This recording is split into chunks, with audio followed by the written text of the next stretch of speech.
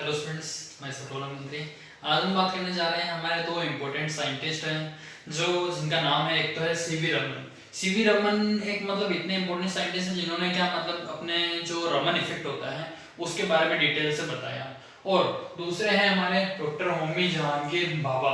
इनका नाम मतलब साइंस के फील्ड में बहुत सम्मान से लिया जाता है क्योंकि इन्होंने कुछ ऐसे अचीवमेंट किए, कुछ ऐसे अचीवमेंट प्राप्त करे। न्यूक्लियर जो मतलब साइंस होती है उसके बारे में मतलब क्या चीज होती है उसकी कंप्लीट जानकारी इन्होंने दी थी। और इन्होंने क्या करा, रमन इफेक्ट के बारे में बताया। तो अपन दोनों के बारे में डिटेल से पढ़ते हैं। देखिए, सबसे पहले है हमारे साइंटिस्ट सीवी रमन। ठीक है, इनका पूरा नाम है हमारे पास चंद्रशेखर वेंकटन रमन। ठीक है, अब रमन इफेक्ट जो किया ना, इनके नाम पे दिया गया रमन इफेक्ट क्योंकि खोज किसने करी, इन्होंने करी थी। ठीक है, Chandrashekhar Venkata Raman was born on 7 November 1888। इनका जन्म हुआ था 7 नवंबर 1888 तमिलनाडु में। His father R Chandrasekhar was professor of physics in Waltair college of Visakhapatnam. इनके जो फादर थे वो क्या थे, प्रोफेसर थे फिजिक्स के। और कहां पे थे वो, वोल्टेयर कॉलेज ऑफ विशाखापट्टनम में। तो इन्होंने भी क्या करी, पढ़ाई वहीं से करी। Raman passed intermediate from Voltaire college with first division. यहां से इन्होंने अपने फर्स्ट डिवीजन के साथ में पढ़े। देखिए, इन द ईयर 1897, यहाँ पे अपने पास एक मिस्टेक है सभी की बुक्स में कि भाई 1907 आना चाहिए। कुछ बुक्स में क्या है, यहाँ पे 1897 दे रखा है, तो हमें उसे करेक्शन करके सही करना है। अगर आपके 197 है तो कोई प्रॉब्लम नहीं है, अगर 1897 असो तो 897 उसको कर लीजिएगा। ठीक है, देखिए, in the year 97 at the age of 19 years, यानी कि 97 में 19 इयर्स की एज में ही passed his MSc physics examination. उन्होंने उनका एमएससी फिजिक्स एग्जामिनेशन जो होता है कंप्लीट कर लिया। मतलब फिजिक्स में मास्टर डिग्री जो होती है इन्होंने कंप्लीट करी 19 ईयर की एज में ही। He was selected in examination which include subjects like history, civics, geography, economics, etc. ये तो फिजिक्स में तो इन्होंने मतलब साइंस के फील्ड के होने के बावजूद भी मतलब इनको दूसरे सब्जेक्ट का भी इतना इंटरेस्ट था कि मतलब उनमें इनको मतलब एग्जाम देने का मौका मिला। He was selected in examination which include subjects like जैसे कि हिस्ट्री हो गई, सिविक्स हो गई, जियोग्राफी हो गई, इकोनॉमिक्स हो गई, ये सब। ठीक है, देखने लायक। Raman invented the sound properties. Raman ने साउंड की जो प्रॉपर्टीज होती हैं उनके बारे में बताया। अलग अलग इंस्ट्रूमेंट होते हैं, उनमें कौन कौन सी साउंड की प्रॉपर्टीज काम आती हैं उनके बारे में कंप्लीट जानकारी बिल्कुल डिटेल से देने का काम रमन ने किया। Of Indian musical instrument, Indian musical instrument होते हैं उनके बारे में, जैसे कि भाई वीणा हो गई, मृदंग हो गए, तानपुरा हो गया। और दूसरे फॉरेन इंस्ट्रूमेंट जो है, फॉरेन म्यूजिकल इंस्ट्रूमेंट जैसे कि वायलिन, पियानो, इनके बारे में भी इन्होंने कंप्लीट जानकारी दी थी। ठीक है, देखिए, he became professor of physics in the university Calcutta. Calcutta university में प्रोफेसर रहे, प्रोफेसर बन के रहे।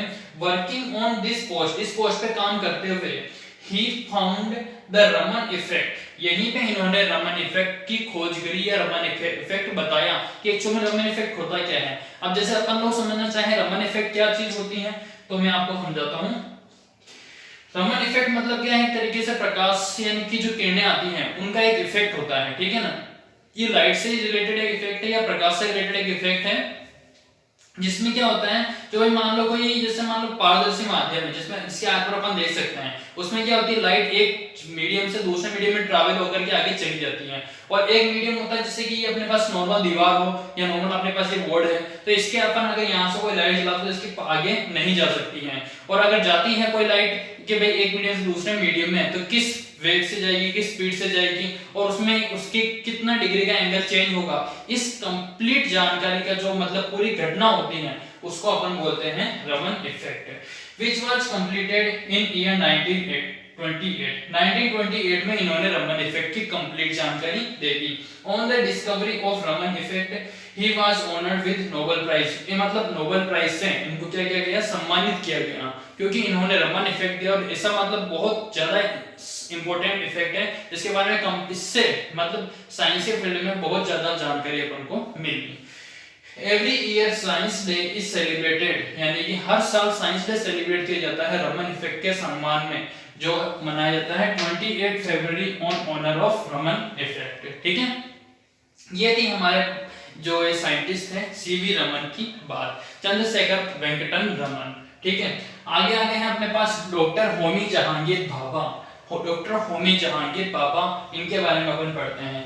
He was not only scientist, ये केवल साइंटिस्ट नहीं थे, साथ में he was also very skilled administrator and art lover. Administrator भी थे और आर्ट के इनको बहुत ज्यादा अच्छा लगता था, मतलब कला प्रेमी थे। अलग अलग प्रकार की कला करना और उसमें भाई किस तरीके से वो उसमें कौन कौन सी कला काम में आती है, इसमें इनको बहुत ज्यादा दिलचस्पी थी, बहुत ज्यादा इंटरेस्ट था।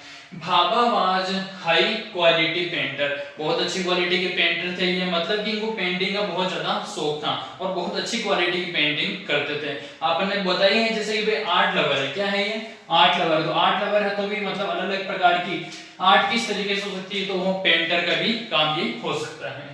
He was born on 30 अक्टूबर 1909, इनका जन्म 13 अक्टूबर 1909 इन पारसी फैमिली में हुआ और मुंबई में हुआ। He went to Cambridge university for higher studies, फिर वहां से गए वो कहां पे, कैम्ब्रिज यूनिवर्सिटी, अपनी आगे की जो उच्च शिक्षा होती है हायर स्टडीज उनकी पढ़ाई करने के लिए कहां पहुंचे, कैम्ब्रिज यूनिवर्सिटी में। फिर वहां से देखिए आफ्टर ग्रेजुएशन, जैसे ग्रेजुएशन कंप्लीट हुई, he started A special study of theoretical physics, उन्होंने एक स्पेशल स्टडी मतलब स्पेशल प्रकार की जो पढ़ाई होती है थ्योरेटिकल फिजिक्स में उसको पढ़ना शुरू कर दिया, क्योंकि इनको क्या थी कि मतलब नॉलेज जितना अपन को मिले उसको लेना है, इसकी इनकी ऐसी सोच थी। तो he did special research in field of cosmic rays and atomic energy, atomic energy और कॉस्मिक रेज के फील्ड में इन्होंने क्या करी, बहुत अच्छी खोज करी, क्योंकि इन्होंने क्या करी थी, पहले थ्योरेटिकल फिजिक्स पढ़ ली थी, फिर अलग अलग प्रकार के एक्सपेरिमेंट किए, फिर उनके बेसिस पे इन्होंने कुछ प्रकार की किरणें खोजी, कॉस्मिक रेज क्या होती हैं उनके बारे में लोगों को बताया, उनके बारे में कंप्लीट जानकारी दी, और एटॉमिक एनर्जी क्या होती है उसके बारे में बताया। ठीक है, Bhabha was associated with the countries leading Tata family, ये टाटा फैमिली से भी जुड़े थे या संबंधित थे। भाभा डिस्कवर्ड न्यूक्लियर पार्टिकल्स, इन्होंने न्यूक्लियर पार्टिकल के बारे में बताया, न्यूक्लियर पार्टिकल्स क्या चीज होती है, न्यूक्लियर यानी कि क्या चीज होती है न्यूक्लियर, उसके बारे में इन्होंने बताया। एटम से रिलेटेड, एटम के अंदर जो बीच वाला भाग होता है उसको बोलते हैं न्यूक्लियर। ठीक है, which were later known as meson particles, बाद में इसको जाना गया मेसोन पार्टिकल्स के नाम से। पहले खोज करी न्यूक्लियर पार्टिकल के नाम में, बाद में उसी को इन्होंने इंट्रोड्यूस करा मेसोन पार्टिकल के नाम से। आफ्टर इंडियाज इंडिपेंडेंस, इंडिया की आजादी के बाद, Indian atomic energy commission was established in 1948, India की आजादी के बाद Indian energy commission was established, Indian energy commission को स्थापित किया गया 1948 में, and Bhabha became it's president, Bhabha को बनाया गया इसका प्रेसिडेंट, क्योंकि न्यूक्लियर की जो न्यूक्लियर एनर्जी या एटॉमिक एनर्जी की जो कंप्लीट जानकारी थी किसको थी, होमी जहांगीर भाभा को ही थी, इसलिए।